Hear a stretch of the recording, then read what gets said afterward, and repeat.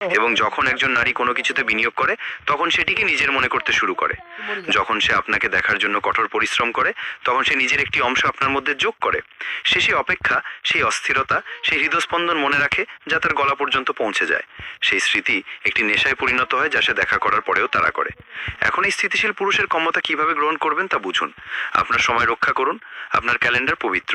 এটিতে কাজের জন্য, নিজের উন্নতির জন্য, একাকিত্বের জন্য সময় থাকতে হবে। যদি সে জিজ্ঞাসা করে আমি কি সাথে আসতে পারি, ঠিক আছে। যদি সে জিজ্ঞাসা না করে তবে এটি আপনার সমস্যা নয়। তাকে বিকল্প দিন, অজুহাত নয়। যেমন, আমি শুক্রবার সন্ধ্যা পর্যন্ত ব্যস্ত, 9টায় রাতের খাবার ঠিক আছে কি? দেখুন, সে আপনার পরিকল্পনা অনুযায়ী তার পরিকল্পনা পরিবর্তন করবে। তার প্রতি আগ্রহী হন, কিন্তু তার হাতের ইশারায় নাচবেন না। একটি ছোট্ট ভালো শোনাচ্ছে বার্তা যথেষ্ট, কোনো দীর্ঘ ক্ষমা বা অনুরোধ নয়। নীরবতাকে অস্ত্র হিসেবে ব্যবহার করুন। যদি সে 2বার বার্তা পাঠায় তাৎক্ষণিকভাবে উত্তর দেবেন না, অপেক্ষা করুন। তাকে কল্পনায় ঘুরে বেড়াতে দিন, কিন্তু যখন সে আপনার জন্য তার পরিকল্পনা পরিবর্তন করবে তখন তাকে এমন একটি অভিজ্ঞতা দিন যা সে ভুলতে পারবে না। সে আপনার জন্য যত বেশি অপেক্ষা করেছে আপনাদের একসাথে কাটানোর সময় তত গভীর হওয়া উচিত। তবে মনে রাখবেন, এটা ক্রূরতা নয়, এটা বেছে নেওয়া উদারতা। একজন সত্যিকারের স্থিতিশীল পুরুষ আশা ছাড়াই দেয়, কিন্তু তাকে জিজ্ঞাসা করলেই সে সবকিছু দিয়ে দেয় না। আর নারীরা এটা অনুভব করে।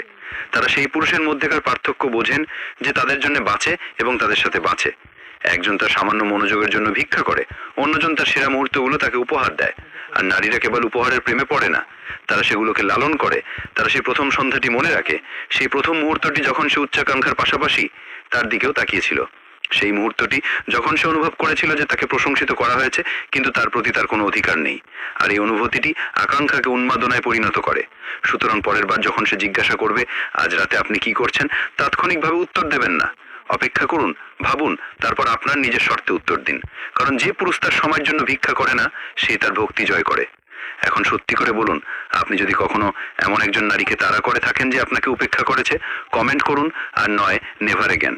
আর যদি আপনি কখনো নীরবে আপনার অবস্থান ধরে রাখেন এবং সে নিজেই ফিরে আসে, কমেন্ট করুন কাজ করেছে। ইট ইজ, কারণ এটাই সেই শক্তি যা সে সত্যি চায়। এখন বলুন আপনি কোথায় দাঁড়িয়ে আছেন, আপনার সীমা নির্ধারণ করুন, আপনার বিকাশকে গ্রহণ করুন। আর যদি এই ভিডিওটি আপনাকে গভীরভাবে কোথাও প্রভাবিত করে থাকে তাহলে লাইক করুন, সাবস্ক্রাইব করুন, আর সেই লোকটির সাথে শেয়ার করুন যার এখনই জাগব্রত হওয়া উচিত। কারণ যে পুরুষ কম করে সে বেশি পায়, আর যে নারীকে বোঝে তাকে দৌড়াতে হয় না।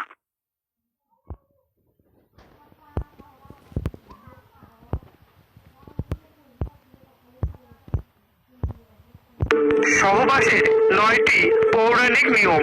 সম্পর্ক গড়ে তোলার জন্য পৌরাণিক নিয়ম। প্রাচীনকালে কেবল মুনি ঋষিরাই ছিলেন এবং এই ঋষিরা সহবাস বিষয়ে অসংখ্য নিয়ম প্রতিষ্ঠা করেছিলেন। এই যুগে অনেক যুবক আছেন যারা সম্পর্ক তৈরির নিয়ম জানে না। যদি আপনি এই নিয়মগুলি ভালোভাবে বুঝতে পারেন এবং আপনার জীবনে সেগুলি প্রয়োগ করেন তাহলে জীবনের আনন্দ দ্বিগুণ বেড়ে যাবে। তাই আপনার জীবনকে ভালো এবং উন্নত করার জন্য আপনাকে এই 9টি নিয়ম মেনে চলতে হবে। এই 9টি নিয়ম যা আমরা এখন আপনাকে বলতে যাচ্ছি তা বহু শতাব্দী ধরে অর্থাৎ প্রাচীন কাল থেকেই চলে আসছে। তা সে সত্যযুগ হোক বা কলিযুগ। বন্ধু, সম্পর্ক গড়ে তোলার বিষয়ে বিভিন্ন মতামত রয়েছে। স্বামী স্ত্রীর মধ্যে সম্পর্ককে শক্তিশালী করে তোলার একমাত্র ভিত্তি হলো সহবাস। যে ব্যক্তি সহবাসে অতিমাত্রায় মগ্ন থাকে সে কখনোই একজন ভালো প্রেমিক বা স্বামী হতে পারে না।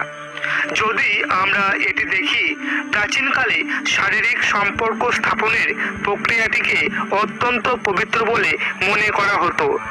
এর অনেক প্রমাণ শাস্ত্রে পাওয়া যায়।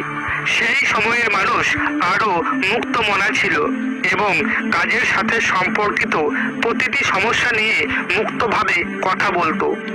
এটা লক্ষণীয় যে সহবাসের বিষয়ে প্রথম বই হলো কামসূত্র, যা ভারত থেকে আগত একটি উপহার, যা আচার্য বাৎসায়ন 2য় শতাব্দীতে লিখেছিলেন।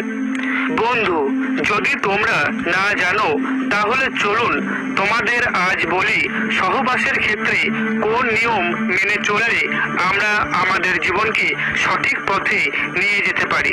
বন্ধু, প্রাচীন নিয়ম অনুসারে সহবাসের ফলে বংশবৃদ্ধি, বন্ধুত্বের সুবিধা, সাহচর্যের আনন্দ, মানসিক সুস্থতা, দীর্ঘায়ু, শারীরিক ও মানসিক স্বাস্থ্য লাভ করা যায়।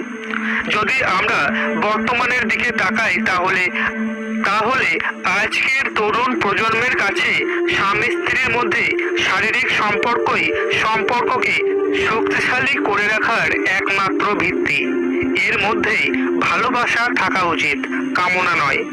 যদি আমাদের মতামত নেওয়া হয় তাহলে আজকের তরুণ প্রজন্মকে সহবাসের প্রাচীন নিয়মগুলি সম্পর্কে জানা অত্যন্ত জরুরি হয়ে পড়েছে, যাতে তাদের সম্পর্ক আরো দৃঢ় হয় এবং তারা একসাথে আরো ভালোভাবে জীবনযাপন করতে পারে এবং তারা একটি সংস্কৃতিবান সন্তান লাভ করে। ধর্ম নিয়ে গবেষণা করা একজন বিখ্যাত ইতিহাসবিদ মধু খান্না বিবিসিকে বলেন, ভারত গঠনের পিছনের দর্শন হলো যে মহাবিশ্ব মহাজাগতিক ইচ্ছা শক্তি দ্বারা সৃষ্টি এবং সহবাসকে অত্যন্ত পবিত্র বলে মনে করা হতো। বন্ধুরা, ভিডিওটিতে এগিয়ে যাওয়ার আগে আমার আপনার কাছে একটি অনুরোধ। আপনি যদি প্রথমবারের মতো আমাদের ধর্মকথা চ্যানেলে আসেন তাহলে চ্যানেলটিকে সাবস্ক্রাইব করুন। যদি আমাদের দেওয়া তথ্য আপনাদের পছন্দ হয় তাহলে এই ভিডিওটি আপনার বন্ধুদের সাথে শেয়ার করুন। আসুন জেনে নেওয়া যাক প্রথম নিয়মটি কি। শাস্ত্র অনুসারে মানবদেহে 5 ধরনের বায়ু রয়েছে: ব্যান, সমান, আপান, উদ্যান,